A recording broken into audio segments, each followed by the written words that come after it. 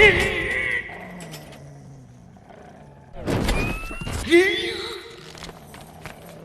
don't think so. Conduct to a whole new level.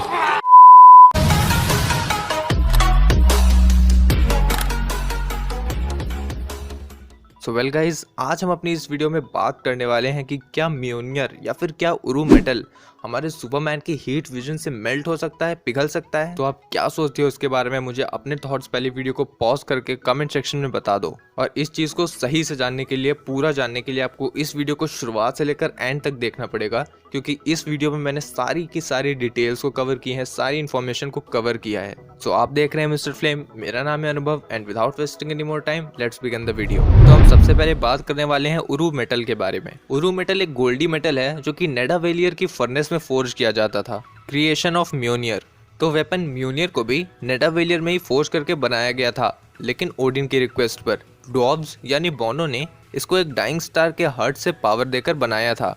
Infinity gauntlet, infinity war और end game में देखा ये infinity gauntlet भी उरू metal से ही बनाया गया था। तो उरू मेटल कितना ज्यादा ड्यूरेबल है ये आपको पता ही चल गया होगा, जिसने 6 इन्फिनिटी स्टोन्स की पावर को हार्नेस करके थैनोस के स्नैप में काफी ज्यादा मदद की, और इसी को बनाने में 299 ड्वार्फ्स ने अपनी कुर्बानी दी। तो अभी तक हमने उरू की जितनी भी बात करी वो मार्वल सिनेमैटिक यूनिवर्स के पर्सपेक्टिव में की थी। तो अब आइए जानते हैं मार्वल कॉमिक्स की। अगर मार्वल कॉमिक्स में म्योनियर के फर्स्ट अपीयरेंस की बात करें तो वो हमें दिखाई गई थी जर्नी इनटू द मिस्टीरियस के इशू 83 में, जो कि रिलीज हुई थी अगस्त 1962 में। और ये मेटल अपनी ड्यूरेबिलिटी और अपनी एबिलिटी से इंचेंटमेंट को भी होल्ड कर सकता था। हालांकि उरू मेटल अपने नॉर्मल फॉर्म में इतना स्टेबल नहीं रहता है, लेकिन जब उसके ऊपर कोई भी इंचेंटमेंट कर दिया जाता है तो उससे बना हुआ वेपन काफी ज्यादा ड्यूरेबल हो जाता है। और इसी मेटल की मदद से एसगार्ड वॉरियर्स के लिए फाइनेस्ट वेपन भी तैयार किए गए, जिसमें इंक्लूड हैं थॉर का हैमर म्योनियर, Odin spear Gungnir, destroyer enchantment armour, Beta Ray Bill का weapon stormbreaker, enchantment mace thunder strike, Red Norvell's war hammer. अगर एडामेंटियम की बात करें तो वो 1500 डिग्री फ़ारेनहाइट यानी कि 816 डिग्री सेल्सियस पर मेल्ट होना शुरू कर देता है, पर कहीं भी उरू मेटल का मेल्टिंग पॉइंट डिस्कस नहीं किया गया। तो आपके हिसाब से उरू मेटल का मेल्टिंग पॉइंट क्या होगा, मुझे कमेंट सेक्शन में बताओ। तो आइए अब म्योनियर की ड्यूरेबिलिटी के बारे में बात करते हैं।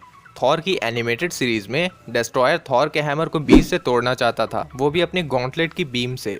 ये गॉन्टलेट अलग गॉन्टलेट है। और यहीं पर डिस्ट्रॉयर के साथ प्रेजेंट तो और लोग थे, जो कि थे फेनरिस और उलिक, और इन दोनों के पास भी उरू मेटल से ही बने हथियार थे। और जब इन तीनों ने मिलकर अपने वेपन्स म्योनियर पर मारे तो इसका परिणाम स्वरूप म्योनियर चकनाचूर हो गया। यहाँ तक कि एक बार थॉर ने अपना वेपन म्योनियर को एक सेलेस्टियल के अगेंस्ट यूज किया था, जो कि था एक्जिटार, जिसके बाद उसका म्योनियर मलबे में बदल गया। इवन एक जगह कॉमिक्स में ये मेंशन भी किया गया है कि गैर एसगार्डियन, सॉरी मेरा मतलब है कि नॉन एसगार्डियन के वेपन लेवल अगर उरू मेटल से बने हुए वेपन लेवल के ऊपर हुए तो वो उरू मेटल के बने हुए वेपन को आसानी से तोड़ सकते हैं। इवन एक बार तो मॉलिक्यूल मैन ने म्योनियर को एटमाइज ही कर दिया था, क्योंकि उसके पास मैटर मैनिपुलेशन जैसी पावर्स हैं। और इसी मॉलिक्यूल मैन ने एवेंजर्स के इशू 215 में म्योनियर को वेपराइज भी कर दिया था। पर ऐसा ये पहली बार नहीं हुआ है कि म्योनियर टूटा हो या फिर डिस्ट्रॉय हुआ हो।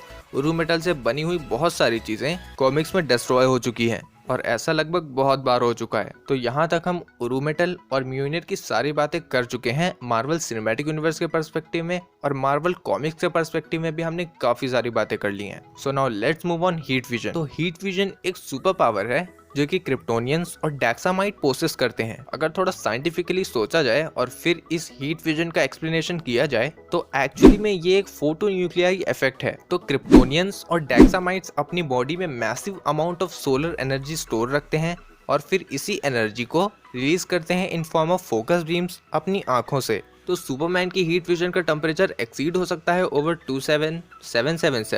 760 डिग्री सेल्सियस तक, जो कि किसी भी टफेस्ट स्टील मटेरियल और आर्मर को मेल्ट करने की काबिलियत रखता है। यहाँ तक कि कॉमिक्स में ये भी मेंशन किया गया है कि सुपरमैन की हीट विजन का टेम्परेचर कोई साइंस मेजर नहीं कर सकती, मतलब कि वो टेम्परेचर इनकैलकुलेबल है, और सुपरमैन अपनी हीट विजन की इंटेंसिटी को कंट्रोल भी कर सकता है। वेल, स्टॉर्म ब्रेकर या फिर कहें उरू मेटल एक न्यूट्रॉन स्टार से ही तो मेल्ट हुआ था।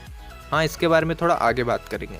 कॉमिक्स में कई ओकेजन पर हीट फ्यूजन को डार्क साइड के ओमेगा एनर्जी के इक्वल मेजर किया गया है, जबकि ओमेगा एनर्जी डीसी में one of the most devastating energies में से एक है।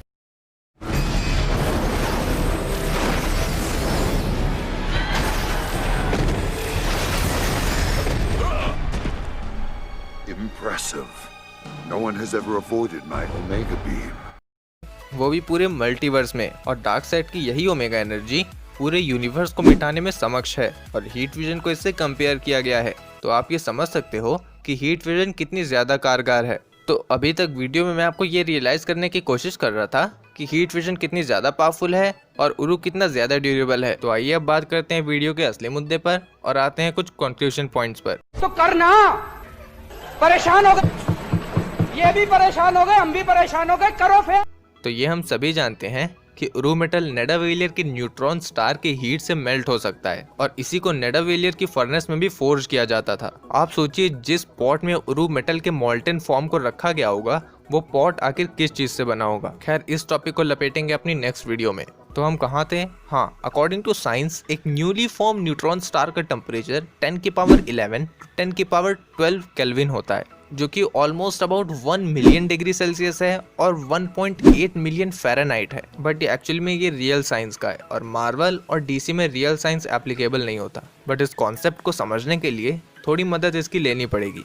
कॉमिक्स में न्यूट्रॉन स्टार का टेम्परेचर 6 लाख केल्विन बताया गया है। तो इन सब चीज़ों को कैलकुलेट करके मैंने उरु मेटल का मेल्टिंग पॉइंट निकाला है। तो मेरे अकॉर्डिंग उरु मेटल का melting point 1800 degree Fahrenheit to 2000 degree Fahrenheit vary कर सकता है। वेल यार ये फ्लक्चुएट भी हो सकता है, ये मेरा अजम्पशन है। तो हम कॉमिक्स में और रियल साइंस इन दोनों के पर्सपेक्टिव में आपको आंसर देंगे। तो जब एक स्टार, एक न्यूट्रॉन स्टार इतनी हीट कैरी कर रहा है तो सुपरमैन की हीट विजन तो सन की पावर के इक्वल है और इवन इनकैलकुलेबल है। और उस नेडावेलियर स्टार टेम्परेचर इसके ऊपर नीचे भी नहीं है। तो हाँ, डेफिनेटली हीट विजन उरु मेटल को मेल्ट कर सकता है और यही हीट विजन उरु मेटल से बने हुए म्यूनियर को भी मेल्ट कर सकता है। और शायद म्यूनियर कुछ टाइम तक इस हीट विजन को सह ले, क्योंकि इंचेंटमेंट करने के बाद म्यूनियर या फिर उरु मेटल से कोई भी बना वेपन बहुत ज्यादा ड्यूरेबल हो जाता है। बट म्यूनियर की जगह अगर स्टॉर्म ब्रेकर होगा तो वो काफी जल्दी मेल्ट होने लगेगा। तो यार मैंने अपनी इस वीडियो में आपको सारे फैक्ट्स और फिगर्स प्रोवाइड कर दिए हैं विद प्रूफ और सारी डिटेल्स भी कवर करी हैं। तो यार आप इस वीडियो में एक लाइक ज़रूर कर दीजिएगा। मैं मान के चल रहा हूँ कि अभी तक आपने कमेंट कर दिया है और शेयर तो भाई जाते जाते कर ही देना। और अगर चैनल पर नए हो तो सब्सक्राइब भी कर देना, क्योंकि मैं आपके लिए ऐसे ही रोज़ाना वीडियोस लाता रहता हूँ। मिलता हूँ आपसे किसी ऐसे ही नेक्स्ट वीडियो में। Till then bye.